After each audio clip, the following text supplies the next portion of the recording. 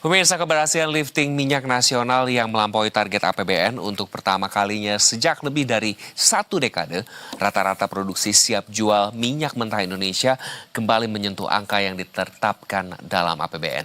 Bahkan sektor gas bumi juga menunjukkan tren serupa. Namun pertanyaannya, apakah capaian ini sudah mencerminkan kondisi real di lapangan? Untuk membahasnya lebih lanjut, kami sudah terhubung secara virtual dengan Sekretaris Jenderal Aspermigas, Bapak Elan Biantoro. Selamat siang, Pak Elan. Selamat siang, Mas Iqbal. Terima Selamat kasih, siang. Pak, sudah bergabung sama kami. Pak Elan, pertama-tama, bagaimana Bapak melihat kinerja lifting migas dalam 1 tahun terakhir nih, Pak? Apakah menurut Bapak sesuai dengan klaim Menteri ASDM Bahlil Lahadalia begitu, bahkan bahwa lifting sudah di atas target APBN, Pak Elan? Ya, mungkin saya sampaikan bahwa kalau dari sisi kondisi dunia perminyakan dan produksi capaian, kita tuh sekarang itu dalam tren positif, ya satu dulu. Itu dulu yang perlu dicatat. Bahwa tren positif itu tren meningkat, ya, tren meningkat. Kita haus akan kondisi seperti ini yang selama ini tren menurun terus. Jadi tren meningkat itu artinya bahwa capaian 1 semester terakhir di 2025 itu dari Januari sampai Juni itu meningkat lebih besar dari capaian yang didapat oleh Januari ke Juni 2024. Ya, yaitu tadinya sudah mencapai di tahun 2025 ini semester 1 itu mencapai 578 barrel oil per day. Ya. Dan itu lebih tinggi daripada tahun sebelumnya di semester pertama 576. Ya. Nah, 576. Kemudian tadi saya perlu luruskan bahwa apa yang disampaikan oleh Pak Bahlil itu benar, namun perlu kita sampaikan bahwa kalau lebih detailnya akan lebih detail bahwa betul bahwa kita meningkat itu satu ya harus kita kasih apresiasi adalah meningkat itu dari Januari sampai Juni meningkat itu sudah suatu prestasi besar ya. Namun yang lebih bagus lagi adalah bahwa di bulan Juni Juli ada 2 lapangan dan 2 lapangan di Natuna dan 1 lapangan di Banyurip di Cepu ya itu yang meningkat mulai produksi ya mulai proyeknya mulai berproduksi lagi dari situlah yang meningkat signifikan sehingga peningkatan signifikan itu terjadi di Juli, Agustus, September. Makanya tadi disampaikan bahwa Pak Bahlil menyampaikan produksi Agustus September sudah mencapai 619 ya. 619 dan ini signifikan ya dari 570-an, 580-an menjadi 619. Namun itu adalah untuk 2 bulan terakhir. Ya. Catatan kami seperti itu. Nah, untuk kalau dirata-rataan lagi karena dari awal Januari itu merangkak dari 576-an untuk mengangkat menjadi ke 600 lebih itu harus diangkat oleh produksi yang signifikan di bulan Juli, Agustus, September. Dan itu masih dirata-ratakan kalau di catatan kami nanti kita bisa cek bersama-sama. Baik. Itu masih di angka 580. Ya. 580. Karena sampai Juni 2025 saja itu masih 578. Ya, karena ini kan di-average-kan disetahunkan begitu di posisinya. Kalau untuk 2 bulan Agustus September itu 619. Terlepas dari itu, angkanya ini adalah menggembirakan kita. Ini tren prestasi positif yang sangat kita dambakan untuk bahwa produksi minyak Indonesia itu meningkat. Selama ini decline, ya setelah decline-nya mulai landai, dan sekarang sudah mulai incline. Ya, incline ini akan menuju mengangkat kepada produksi peningkatan yang signifikan ke depannya. Baik. Begitu Mas Iqbal. Baik Pak Elan, bisa Bapak jelaskan juga kembali target lifting minyak dalam APB 2025 kan adalah sekitar 605.000 barrel per hari gitu. Dan laporan menyebut lifting rata-rata Januari-Oktober sekitar 605.000 sampai 619.000 BPH. Dari sisi asosiasi sendiri Pak Elan, apakah angka-angka ini mencerminkan kenyataan di lapangan atau ada faktor koreksi yang perlu jadi catatan begitu untuk para produsen, Pak? Ya, kalau saya bilang bahwa memang kalau dirata-ratakan dari Januari sampai Oktober ini angkanya masih di 580-an. Mungkin naik sedikit ya. Tapi di akhir Desember nanti itu angka 605 itu perkiraan kita kalau kita bertahan dengan 619 terus sampai Desember itu akan tercapai target nasional. Dan kondisi di lapangan memang menyatakan seperti itu. Prestasi dari meningkatkan produksi itu pertama-tama adalah yang paling utama adalah menahan laju penurunan lapangan-lapangan lama. Ya. Ya kan lapangan-lapangan tua itu pasti produksinya pasti menurun, tidak yang meningkat. Dan itu ada di lapangan-lapangan besar ya, kayak di Rokan, kemudian ada di Mahakam, kemudian ada di lapangan-lapangan minyak Pertamina. Dan ini oleh para pelaku operator di lapangan, mereka sudah berupaya dan memberikan capaian yang menggembirakan dengan penurunannya tidak terlalu banyak, bahkan ada peningkatan-peningkatan dari hasil pengembangan lapangan lanjutan. Sehingga dari sebelum ada 3 lapangan yang baru mulai berproduksi yang dikembangkan ya, yaitu Forel Terubuk yang ada di Natuna oleh Medco ya. Kemudian ada lapangan Banyu Urip yang untuk objek reservoir plastik ya. 3 lapangan itu langsung memberikan kontribusi yang signifikan. Yaitu kalau Terubuk itu bisa memberikan sampai hampir 20.000 barrel per hari. Ya. Dan gasnya memberikan 60 juta kaki kubik, ya, 6 juta 60 mmCFD. Dan Baik. yang hebatnya lagi, untuk yang lapangan Banyu Urip plastik itu bisa memberikan kontribusi 30.000 barrel per hari. Inilah yang mengangkat sehingga di tahun mulai Juli, Agustus, September angka produksi nasional meningkat tajam, ya. Sekarang menjadi 619.000 barrel per hari.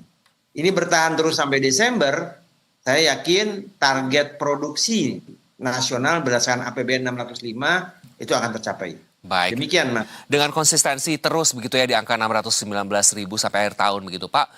Kita bergeser ke gas bumi. Dari sisi gas bumi juga disebutkan bahwa lifting gas melebihi target sekitar 1,005 juta BOEPD begitu ya Pak pada semester 1. Bagaimana pandangan Bapak terhadap realisasi lifting gas ini? Apakah juga melampaui target atau masih banyak tantangan tersembunyi nih? Apakah as good as lifting minyaknya Pak? Gas dari sisi capaian produksi meningkat, ya, meningkat tinggi ya. Namun masih agak sedikit kurang menggembirakannya adalah liftingnya belum mencapai target. Ya, liftingnya baru mencapai target 97,4%, yaitu sebesar 5.483 mmCFD per day ya. Kalau produksinya malah sudah mencapai 6.820. Jadi kendalanya produksi dengan lifting berbeda. Karena apa? Lifting itu adalah yang dibeli oleh pembeli, digunakan oleh para pembeli, ya, yang terjual. Sementara produksi yang keluar dari lapangan produksi. Sehingga sebagian dipakai untuk on use ya, karena di lapangan minyak atau gas, mereka ada gas, pembangkit-pembangkitnya mereka gunakan gas yang mereka produksi sendiri. Kemudian karena terkendala infrastruktur, misalnya kendala pipanya belum lengkap, kemudian mungkin terkendala juga dengan hal-hal yang lain, itu produksi yang sudah dicapai tidak bisa terjangkau oleh pembeli, sehingga yang terliftingkan di bawah produksi yang dihasilkan. Nah, itu memang jadinya target liftingnya hanya bisa mencapai, ya itu lumayan bagus sebenarnya 97,4%. Nah, harapan kita nanti akan ada jaringan pipa gas dari Semarang ke Cirebon ya, Cisem, yang hampir selesai. Ya. Ini salah satu infrastruktur yang mudah-mudahan bisa meningkatkan lifting gas kita dari capaian produksi menjadi terliftingkan dengan maksimal. Baik, Pak Elan, salah satu aspek yang diangkat dalam paparan kinerja Menteri SDM adalah kan legalisasi sumur rakyat yang disebut sudah inventarisasi sekitar 45.000 sumur rakyat ya Pak. Dan potensi tambahan lifting melalui sumur rakyat sekitar 10.000 hingga 15.000 barrel per hari. Dari perspektif asosiasi Pak, bagaimana sebetulnya implementasi di lapangan? Apakah legalisasi dan pengelolaan sumur rakyat yang berjalan ini akan menghadapi hambatan baik regulasinya, lingkungan teknis, atau seperti apa misalnya Pak? Dari perspektif Aspar Migas ya, kami menyambut gembira adanya Permen 14 ya tahun 2025 yang diterbitkan oleh Kementerian SDM yang mulai menata sumur-sumur yang selama ini dibuat secara ilegal. Ya, itu kan karena banyak penyebab sebetulnya. Namun ada beberapa hal yang mungkin perlu kita coba koreksi dengan review dengan lebih baik lagi, karena apapun kompleksitas sumur-sumur yang dikerjakan oleh masyarakat itu begitu beraneka ragam. Ya. Ada area minyaknya yang hanya minyak saja dan tidak mengandung gas, itu resikonya kecil ya. Tapi begitu ada minyak dan gas, itu menjadi risiko besar kalau dikerjakan dengan cara yang sederhana begitu. Nah, dalam hal ini Aspermigas sangat mempunyai concern terkait masalah HSSE. Ya, sehingga kita menyambut gembira adanya Permen 14, namun akan lebih baik apabila sumur-sumur masyarakat yang tadi yang tercantum dalam Permen 14 tadi dikuatkan lagi dengan juklak-juknis yang lebih praktis sehingga masyarakat itu menerapkan good engineering practices dengan ada di bawah pengawasan para ahli yang tentunya nanti bisa menjadi pelaksanaan menjadi lebih aman dan ramah lingkungan serta dari sisi HSE itu memenuhi persyaratan standar oil and gas internasional. Itu Baik. yang menjadi PR kita bersama-sama. Pak Elan, sebetulnya dampak dari sumur rakyat ini akan berapa barrel terhadap produksi lifting kita di Indonesia dan apakah akan lebih menguntungkan begitu dari segi proyeksinya dan tentu tadi Anda juga sempat menyinggung beberapa resiko-resiko begitu Pak Elan. Ya, memang betul. Kalau itu kita kumulatifkan yang diproduksikan oleh para penambang ilegal ya, itu mungkin bisa puluhan ribu barrel per hari. Ya. Namun mereka lakukan secara ilegal dan tidak mengikuti kaidah-kaidah yang menjaga kelestarian lingkungan. Ini yang buat kita pelan-pelan kita harus membina mereka, mengedukasi mereka begitu. Dan caranya adalah mungkin bisa ya seperti yang diterapkan tertuang dalam Permen 14 ya, yaitu para K3S yang memiliki wilayah kerja disitulah yang membina mereka, mengawasi mereka dan menampung minyak-minyak yang mereka hasilkan. Namun itu juga masih ada kendala, kemungkinan para K3S yang lain masih ada relaktan karena khawatirnya ya minyak-minyak yang mereka lakukan itu dilakukan secara di luar standar yang nanti akan merusak lingkungan.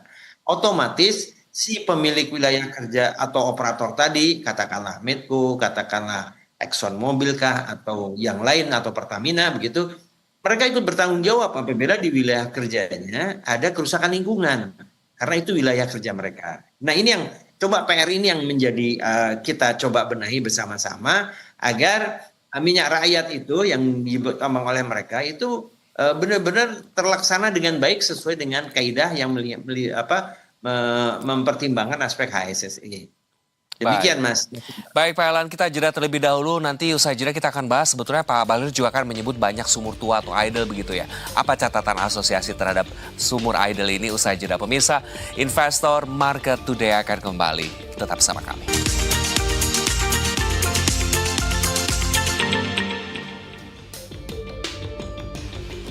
Pemirsa, terima kasih Anda masih bersama kami dan kami masih terhubung bersama Pak Elan Biantoro, Sekretaris Jenderal Aspermigas.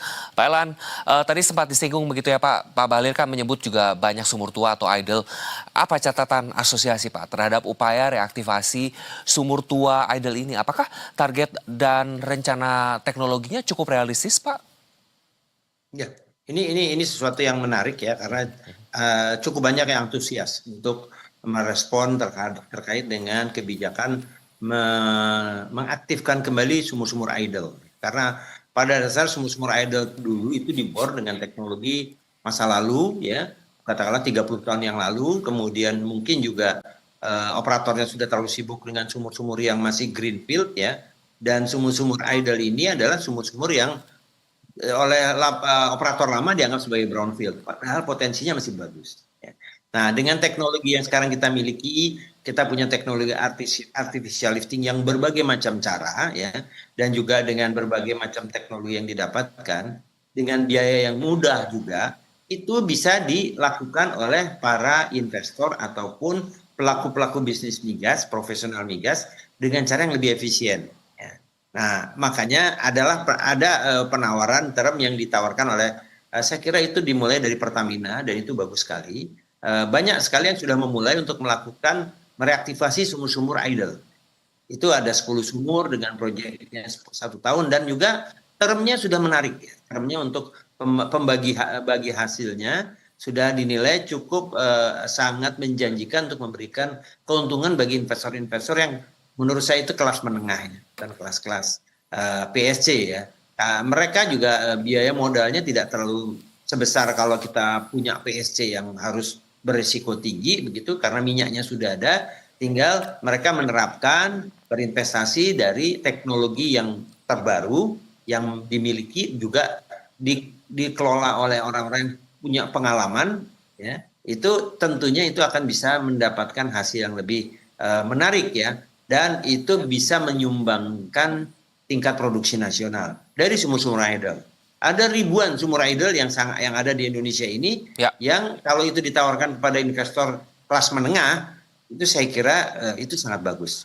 Ini suatu hal yang positif buat kami. Baik, tentu ini juga kita menaruh harapan besar ya Pak. Nah dari sisi arus investasi hulu migasnya sendiri Pak, dengan pencapaian lifting yang lebih baik, begitu bagaimana asosiasi juga menilai kondisi investasi Pak? Apakah kondisinya makin kondusif atau masih ada hambatan Pak signifikan seperti izinnya, regulasi, insentif bahkan? Ya, kami menilai begini sebetulnya. Dampak kenapa sekarang kondisinya sangat kondusif ya. Sangat kondusif dan begitu banyak sekarang investor baik dalam negeri maupun luar negeri itu willing ya, keinginan untuk masuk ke Indonesia lagi. Karena apa? Karena ya di samping 1 tahun terakhir ini kita melanjutkan kebijakan 5 tahun sebelumnya. Di mana 5 tahun sebelumnya itu ada beberapa kemudahan-kemudahan aspek kebijakan fiskal dalam investasi minyak, minyak dan gas, dalam investasi minyak dan gas. Dan itu dituangkan oleh Kementerian SDM juga waktu itu. Dan bagusnya lagi oleh 1 tahun terakhir ini oleh Pak Bahlil dan jajarannya itu didorong ya, di encourage para investor, sehingga ya kami semangat ya. Saya sendiri sebagai salah satu pelakunya dengan perusahaan swasta nasional, kami sangat bergairah dan bagus.